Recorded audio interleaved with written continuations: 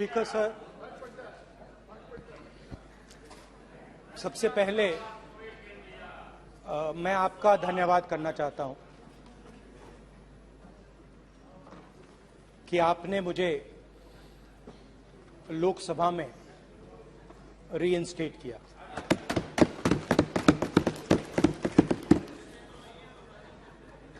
और पिछली बार जब मैं बोला तो शायद मैंने आपको थोड़ा कष्ट भी पहुंचाया, क्योंकि मैंने इतनी जोरों से अदानी जी पे फोकस किया कि जो आपके सीनियर नेता हैं शायद उनको थोड़ा कष्ट हुआ। तो वो जो उनको कष्ट हुआ,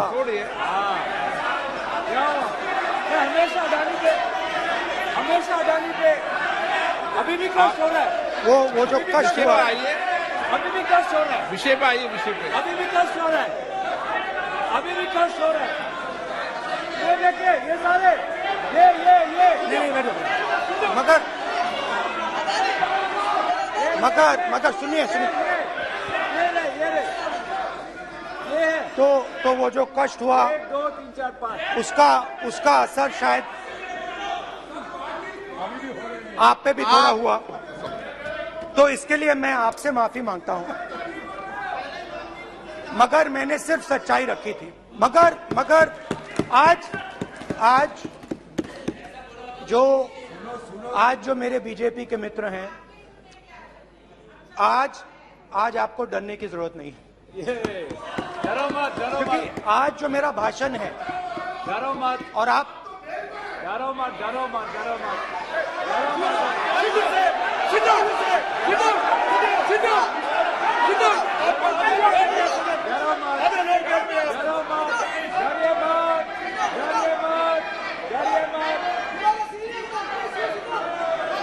स्पीकर सर, अरे बैठो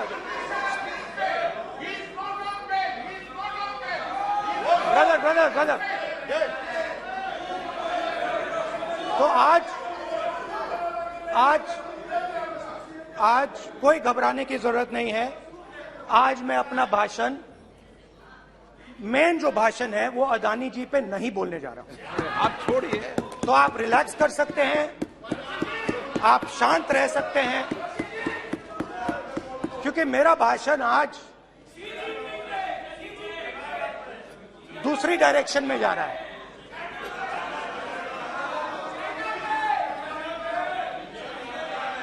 रूमी ने कहा था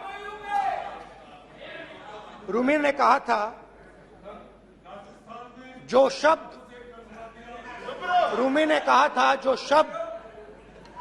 दिल से आते हैं वो शब्द दिल में जाते हैं। तो आज मैं दिमाग से नहीं बोलना चाह रहा हूं, मैं दिल से बोलना चाह रहा हूं।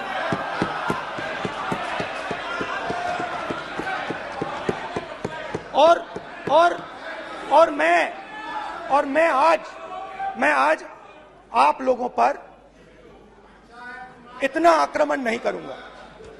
मतलब एक दो गोले जरूर मारूंगा, मगर इतना नहीं मारूंगा। तो आप रिलैक्स कर सकते हैं। डरिए मत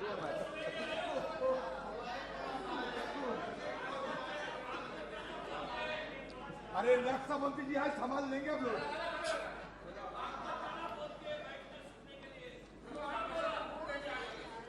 पिछले साल 130 दिन के लिए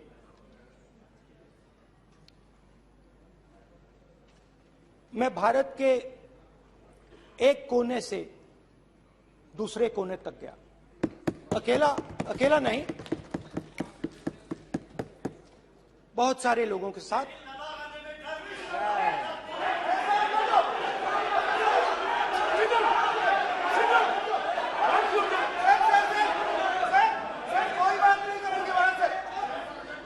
सर, ये हमारा टाइम खत्म करने का साजिश है। प्रधानमंत्री बोलेंगे ऐसे ही हो गया सर।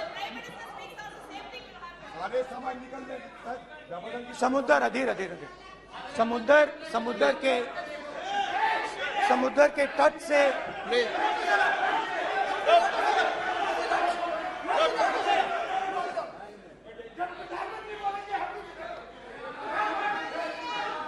माननीय सदस्य प्लीज प्लीज ऐसे धमकाने का बात की मत बोलो यहाँ पे। यहाँ पे बोलिए, आप उधर भी हाँ बोलिए। प्लीज। मैं समुद्र के तट से कश्मीर की बर्फीली पहाड़ी तक चला। नहीं, लद्दाख को मैंने नहीं छोड़ा। यात्रा अभी खत्म नहीं हुई है, यात्रा जारी है और जरूर लद्दाख आएंगे, घबराइए मत। बहुत सारे लोगों ने मुझसे पूछा यात्रा के दौरान, यात्रा के बाद कि राहुल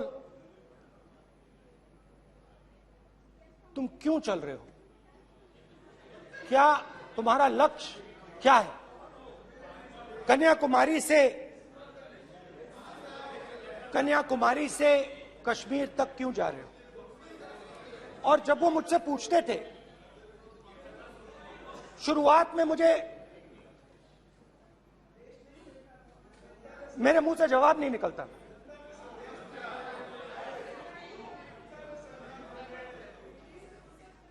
शायद मुझे ही नहीं मालूम था कि मैंने ये यात्रा क्यों शुरू की।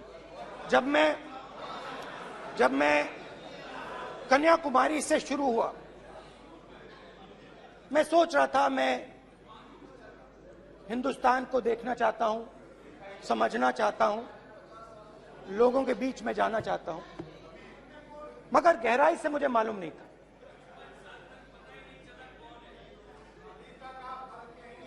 थोड़ी देर में मुझे बात समझ आने लगी।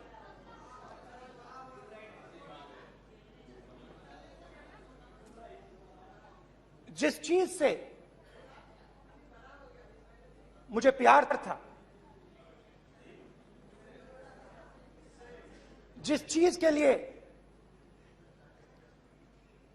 मैं मरने को तैयार हूं, जिस चीज के लिए मैं मोदी जी की जेलों में जाने को तैयार हूं,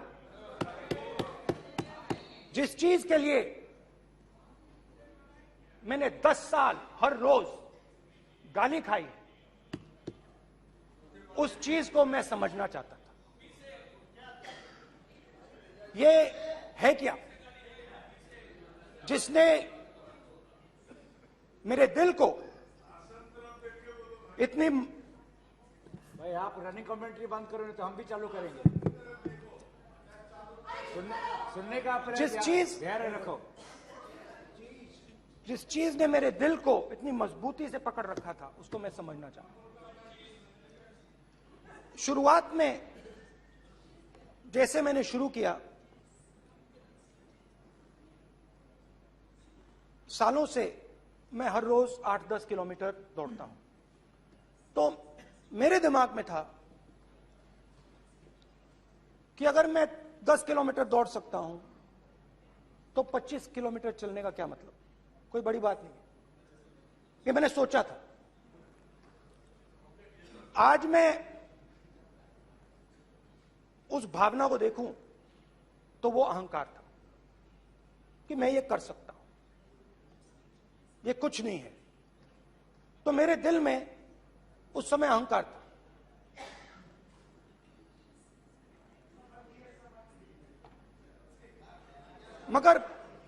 मगर भारत अहंकार को एकदम मिटा देता है, 1 सेकंड में मिटा देता है। तो हुआ क्या, 2-3 दिन में मेरे घुटने में दर्द शुरू हो गया। पुरानी इंजरी थी और जबरदस्त दर्द।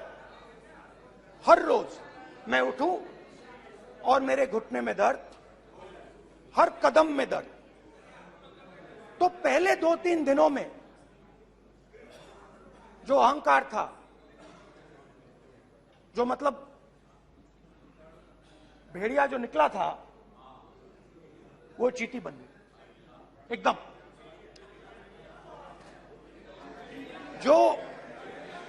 जो हिंदुस्तान को अहंकार से देखने निकला था, वो पूरा का पूरा अहंकार गायब हो गया। और रोज मैं डर डर के चलूं कि क्या मैं कल चल पाऊंगा।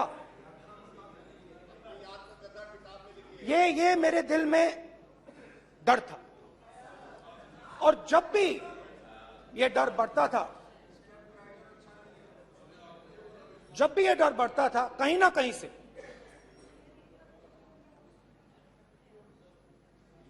कोई ना कोई शक्ति मेरी मदद कर देती थी। एक दिन मैं सह नहीं पा रहा था, एक छोटी सी लड़की आती है, मुझे चिट्ठी दे देती। मैंने चिट्ठी खोली, 8 साल की थी, उसमें लिखा था, Rahul, I am walking with you, don't worry. उसने मेरे पैर में चोट देखी और उसने अपनी शक्ति मुझे दे दी। सिर्फ उसने नहीं, लाखों लोग ने। और शुरुआत में जब मैं चल रहा था, कोई किसान आता था, मैं एकदम पहले उसको अपनी बात बताता था कि आपको ये करना चाहिए, आपको इस प्रकार से काम करना चाहिए। मगर इतने लोग आए, हजारों लोग आए, कि थोड़ी देर में मैं बोल नहीं पाया। जो मेरे दिल में बोलने का डिजायर था, वो बंद हो गया। बोल ही नहीं पाया, क्योंकि इतने लोगों से बोलना था। और एक सन्नाटा सा छा गया, भीड़ की आवाज थी, भारत जोड़ो, भारत जोड़ो, भारत जोड़ो। और जो मेरे से बात करता था, उसकी आवाज में सुनता गया।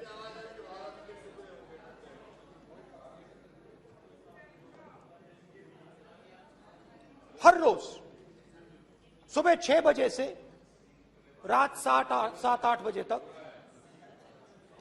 आम आदमी, गरीब, अमीर, बिजनेसमैन, किसान, मजदूर, सबकी आवाज।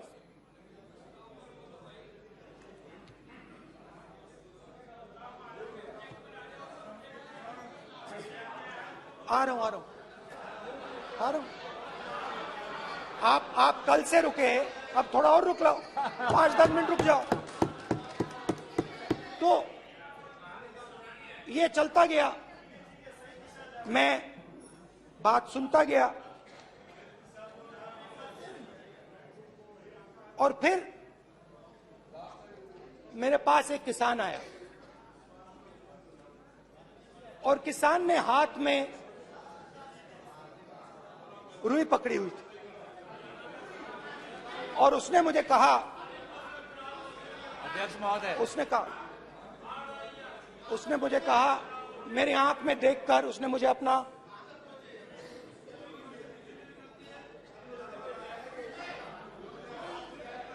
वो रुई का बंडल दिया, और उसने कहा, राहुल जी, यही बचा है मेरे खेत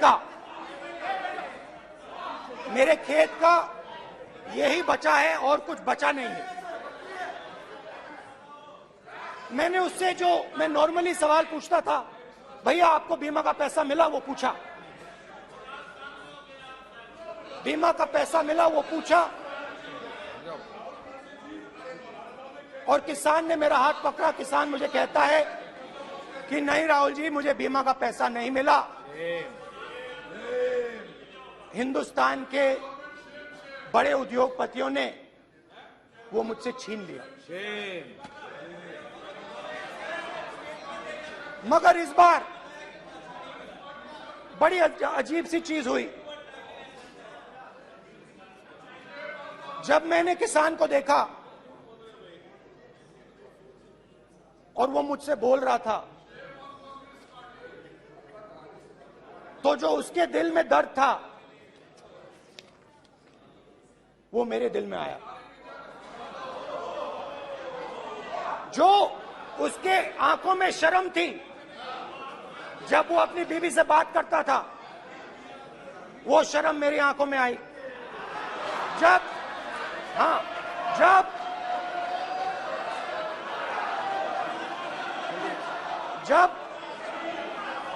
उसकी जो भूख थी वो मुझे समझ आई।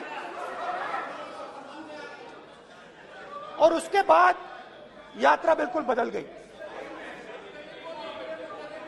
मुझे भीड़ की आवाज नहीं सुनाई देती थी, मुझे सिर्फ उस व्यक्ति की आवाज सुनाई देती थी जो मेरे साथ बात कर रहा था।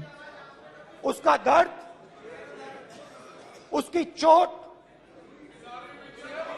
उसका दुख, मेरा दुख, मेरी चोट, मेरा दर्द बन गया। समझने की कोशिश करो।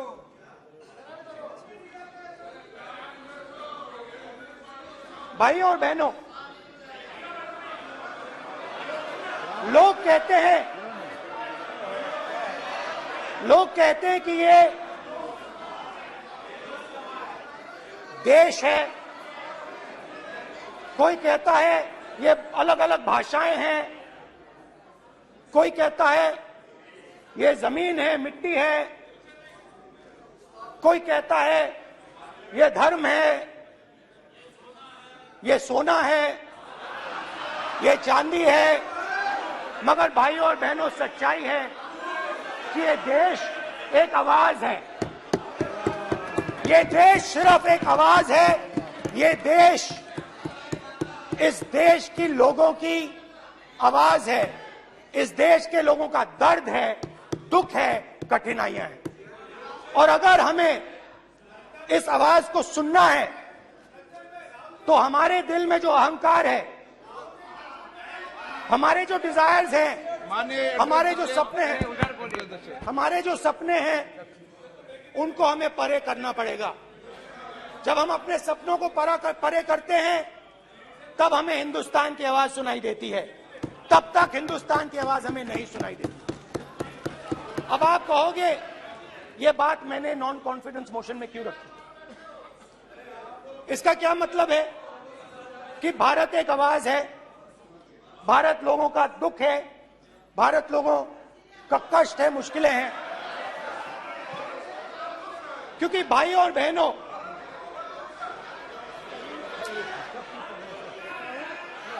अध्यक्ष महोदय, अब पूरा सूद समेत जवाब तुमको मिलेगा। फिर पूरा सूद समेत जवाब देंगे सर। फिर आप हमें मत रोकेगा सर। अध्यक्ष महोदय, फिर आप हमें मत रोकेगा सर। आप हमें मत रोकेगा। फिर आप हमें मत रोकेगा। आप हमें मत रोकेगा। फिर आप हमको मत रोकेगा। फिर हम सब देख रहे हैं, सब सुन रहे हैं, आप हमको फिर मत रोकेगा। तो स्पीकर सर, भारत एक आवाज है। भारत इस देश के सब लोगों की आवाज है। और अगर हम उस आवाज को सुनना चाहते हैं, हमें अहंकार को, नफरत को मिटाना पड़ेगा। स्पीकर सर, कुछ ही दिन पहले मैं मणिपुर गया। हमारे प्रधानमंत्री नहीं गए, आज तक नहीं गए,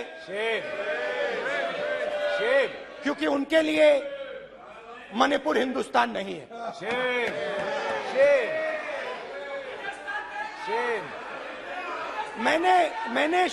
मैंने मणिपुर शब्द प्रयोग किया, मगर आज की सच्चाई यह है कि मणिपुर नहीं बचा है। मणिपुर को आपने दो भाग में कर दिया है। मणिपुर को आपने बांट दिया है, तोड़ दिया है। मैं मणिपुर में रिलीफ कैंप्स में गया।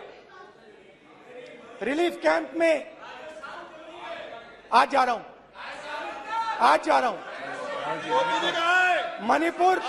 मणिपुर में रिलीफ कैंप में मैंने महिलाओं से बात की। ठीक है सर, अब हमको मत रोकेगा। It's not fair. आप हमको मत रोकेगा sir. You tolerate insults. Sir, Don't allow this. पूरा टाइम देंगे Don't. सर। Sit down. पूरा टाइम देंगे। Yeah. Why you are this hooligan? कल देखेंगे, कल देखेंगे, कल देखेंगे। बात नहीं करेंगे सर, प्रधानमंत्री की बात नहीं करेंगे सर ऐसे।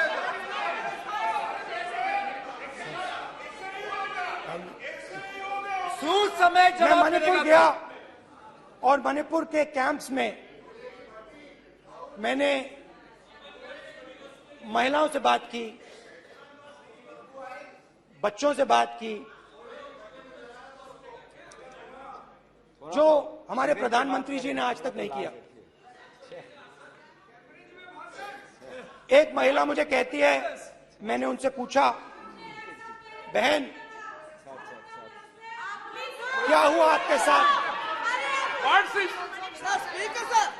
सर कल ऐसा होगा सर, एक एक मंत्री बोल रहे हैं, कल आप बोले एक एक मंत्री खड़े होके बोल रहे हैं, एक एक मंत्री खड़े होके ऐसे कर रहे हैं, एक एक मंत्री खड़े होंगे तो पूरे सांसद खड़े होंगे यहाँ पे, पूरे सांसद खड़े होंगे यहाँ पे, बैठे नहीं है चुपचाप करिए, पूरे सब खड़े होंगे, पूरे सब खड़े होंगे। कल कांग्रेस पार्टी ने पूरा देश खड़ा होगा आपके खिलाफ, तो पूरा देश कल आपके खिलाफ खड़ा होगा। मैं बहुत सारी महिलाओं से बात किया, मगर मैं आपको दो उदाहरण देना चाहता हूं। एक महिला मुझे कहती है, मैंने कहा क्या हुआ तुम्हारे साथ? कहती है, मेरा छोटा सा बेटा, महिला का सम्मान करें प्लीज, ये सम्मान एक ही बच्चा था मेरा, कोई शर्म कर लो गल मैडम, एक ही बच्चा था मेरा, मेरे सामने, मेरे आंखों के सामने उसको गोली मारी है। मैं पूरी रात, आप सोचिए, आप अपने बेटों के बारे में सोचिए, मैं पूरी रात उसकी लाश के साथ लेटी रही। झूठ नहीं, झूठ आप बोलते हो, झूठ मैं नहीं बोलता हूं। मैं पूरी रात उसकी लाश के साथ लेटी रही और फिर मुझे डर लगा, मैंने अपना घर छोड़ दिया, जो भी मेरे पास था वो मैंने छोड़ दिया। मैंने उनसे पूछा, कुछ तो लाई होगी? कहती है, नहीं, सिर्फ मेरे जो कपड़े हैं ये मेरे पास हैं। और फिर इधर उधर ढूंढती है और एक फोटो निकालती है और मुझे कहती है, यही मेरे पास अब बची है।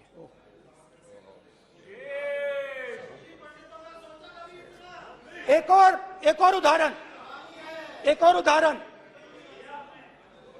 दूसरे कैंप में मैं, एक महिला मेरे सामने आती है, मैं उससे पूछता हूं, तुम्हारे साथ क्या हुआ? क्या हुआ तुम्हारे साथ? और जैसे ही मैंने ये सवाल पूछा,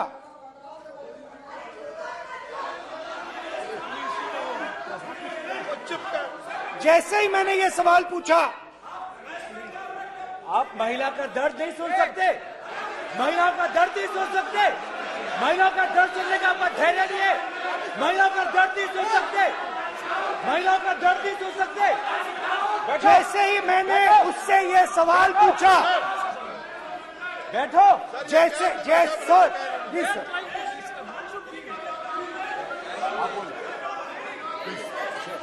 शर्म करिए, जैसे ही मैंने उससे सवाल पूछा, तुम्हारे साथ क्या हुआ, शर्म नहीं है तेरे को?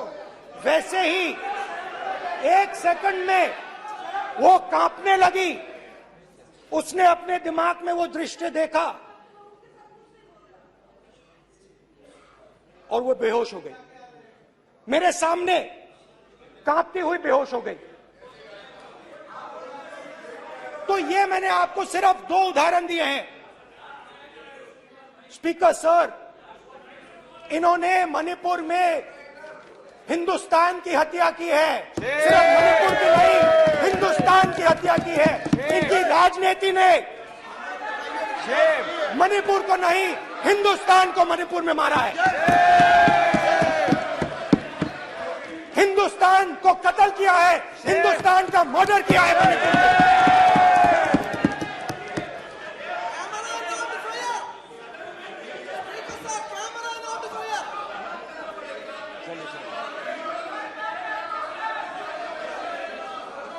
अरे 2 भाग के हैं, शराब करिए जी।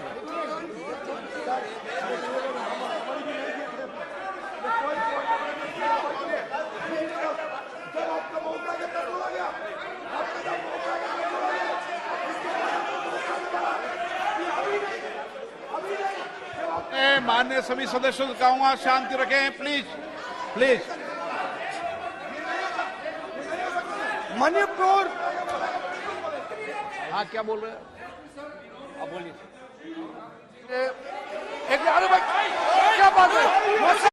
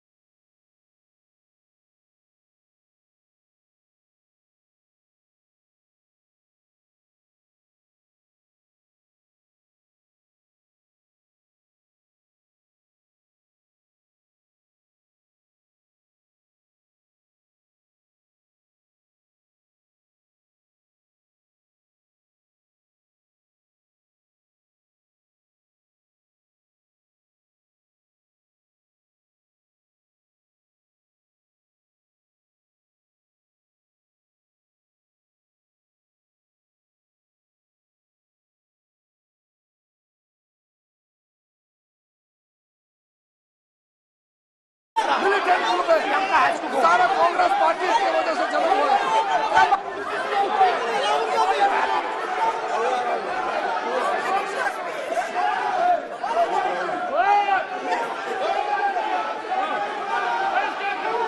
ओके बैक, आजा back back back back back back back back Hemant सबको पीछे ले आओ। Back back back IB IB IB IB IB हो गया हो गया हो गया। प्रतापन प्रतापन हो गया बैक आप बैक भाषण नहीं सुनना चाहते हैं, बैक करो आप भाषण नहीं सुनना चाहते प्लीज बैठिए बैक करो बैक बैठिए बैठिए बैठिए प्लीज बैठिए नीचे आ यार प्लीज बैठिए नीचे आओ प्लीज बैठिए चले चलिए चलिए अंदर चलिए please okay thank you thank you सबसे बड़ा thank you please please thank you thank you thank you thank you.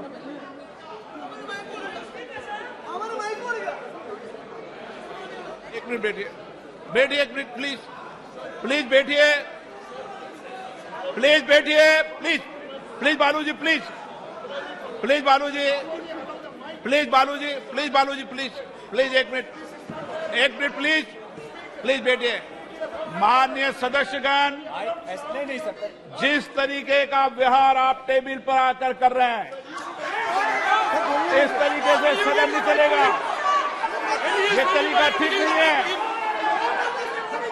जब मैंने किसी को कहा है तो कहा है, ऐसे सदन नहीं चलेगा। आप सदन नहीं चलाना चाहते अलग बात है, अब अपनी बात कहिए। गलत तरीका ये नो, ऐसे सदन चलने वाला नहीं है।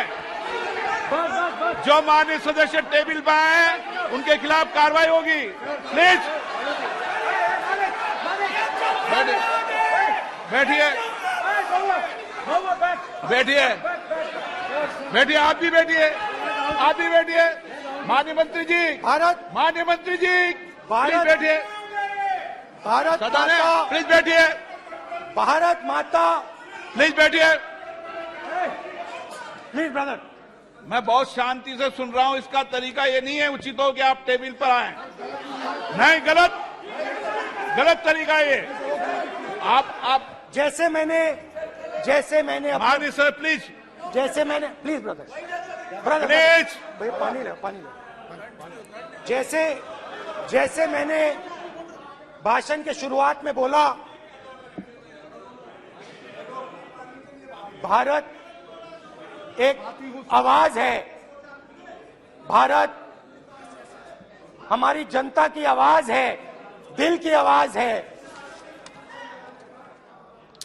उस आवाज की हत्या आपने मणिपुर में की। इसका मतलब भारत माता की हत्या आपने मणिपुर में की।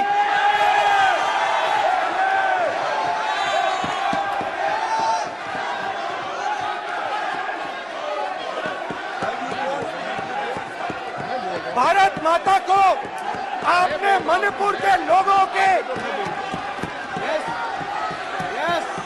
मारा, आपने मणिपुर के लोगों को मारकर भारत की हत्या की है।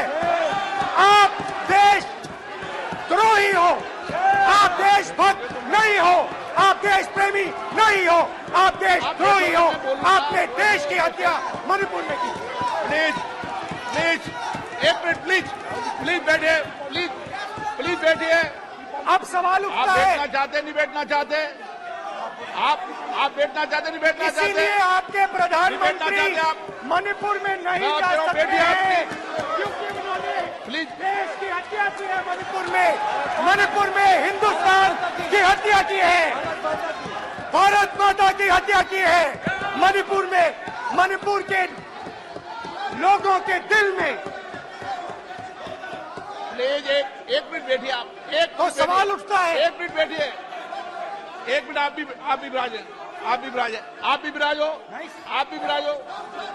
आप बैठिए, सही नहीं बैठिए, रहने दो आप बैठिए आप प्लीज बैठिए आप प्लीज।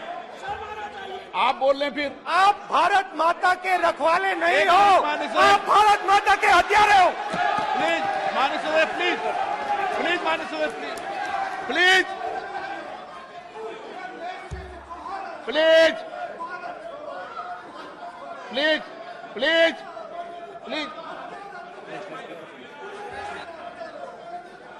देखिए माननीय सदस्यगण, प्लीज माननीय सदस्यगण, भारत मां हमारी मां है। हमें सदन में बोलते समय संयम बरतना चाहिए। मेरा अपनी मां की हत्या की बात कर रहा हूं। मैं मणिपुर में अपनी मां की हत्या की बात कर रहा हूं। मैं आदर से बोल रहा हूं। आपने मेरी मां की हत्या की मणिपुर में। एक मेरी मां यहां बैठी है, दूसरी मां को आपने मणिपुर में मारा है।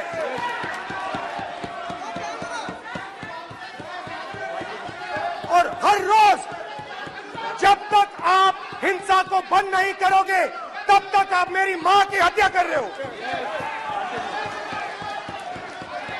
हिंदुस्तान की सेना मणिपुर में एक दिन में शांति ला सकती है।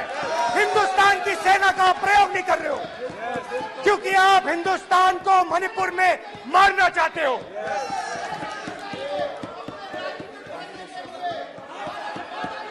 तो अगर नरेंद्र मोदी जी हिंदुस्तान की आवाज नहीं सुनते हैं, अगर हिंदुस्तान के दिल की आवाज नहीं सुनते हैं, तो किसकी आवाज सुनते हैं? दो लोगों की आवाज सुनते हैं। इसकी आवाज सुनते हैं, इसकी आवाज सुनते हैं, माननीय सदस्य, और इसलिए सुनते हैं। नो एक गलत तरीका माननीय सदस्य। देख लीजिए गलत तरीका है। अडानी जी के लिए मोदी जी ने क्या काम किया है। देख लीजिए, ये पहले आप क्वेश्चन लेकर आए, गलत तरीका आपका। माननीय सदस्य, आपका गलत तरीका है। आप सीनियर सदस्य हैं, आप इस तरीके का व्यवहार सदन में मत करिए। आप बात करिए, लेकिन इस तरीके से क्वेश्चन लाना ये उचित नहीं है किसी तरीके से। रावण दो लोगों की सुनता था। रावण दो लोगों की सुनता था, मेघनाथ और कुंभकर्ण। वैसे ही नरेंद्र मोदी दो लोगों की सुनते हैं, अमित शाह और अडानी। भाई और बहनों, लंका को हनुमान ने नहीं जलाया था, लंका को रावण के अहंकार ने जलाया था। प्लीज माननीय सदस्य, आप संयमित बोले। आप ये सदन है, आप तरीके से बोलिए माननीय राम सदस्य। ने रावण को नहीं मारा था, रावण के अहंकार ने रावण को मारा था। आप पूरे देश में केरोसिन फेंक रहे हो, पूरे देश में आप केरोसिन फेंक रहे हो। आपने मणिपुर में केरोसिन फेंकी, आपने चिंगारी लगा दी। अब आप हरियाणा में कर रहे हो, पूरे देश को आप जलाने में लगे हो। आप पूरे देश में भारत माता की हत्या कर रहे हो। धन्यवाद स्पीकर।